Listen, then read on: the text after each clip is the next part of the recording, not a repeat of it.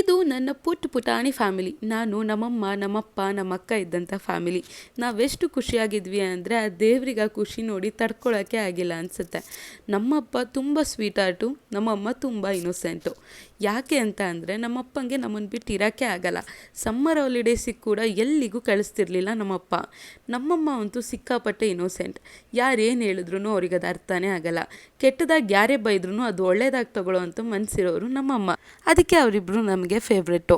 ನಮ್ಮಪ್ಪ ಬಂದುಬಿಟ್ಟು KSRTC bus driver. ನಾವು ಎವ್ರಿ ಟೈಮ್ ಬಸ್ ಹತ್ತಿದಾಗ ನಮ್ಮಪ್ಪ ನಮಗೆ ನಾರ್ಮಲ್ ಸೀಟಲ್ಲಿ ಕೂರೋಕ್ಕೆ ಬಿಡ್ತಿರ್ಲಿಲ್ಲ, ಹಿಂದೆ ನಿಲ್ಲಿಸ್ಕೊಟ್ಬಿಡ್ತಿದ್ರು ಡ್ರೈವಿಂಗ್ ಸೀಟಿಂದ.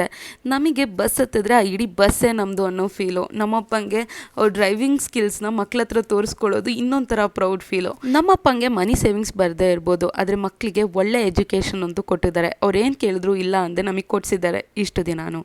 ನಮ್ಮಪ್ಪ ಎವ್ರಿ ಟೈಮ್ ಡ್ಯೂಟಿ ಮುಗಿಸ್ಕೊಂಡು ಮನೆಗೆ ಬರ್ತಾ ಡ್ಯೂಟಿಯಲ್ಲಿ ಏನೇ ಆಗಿದ್ರು, ಯಾರೇ ಬೈದಿದ್ರು, ಬೇಜಾರಿದ್ರು ಅವ್ರು ನಗ್ತಾ ಮನೆಗೆ ಬರ್ತಿದ್ರು. ಬಿಕಾಸ್ ಅವ್ರಿಗೆ ಗೊತ್ತು ನನ್ನ ಫ್ಯಾಮಿಲಿ ನನಗೋಸ್ಕರ ಅಲ್ಲಿ ಬಾಕ್ಲಲ್ಲಿ ಕಾಯ್ತಾ ಇರುತ್ತೆ ಅಂತ.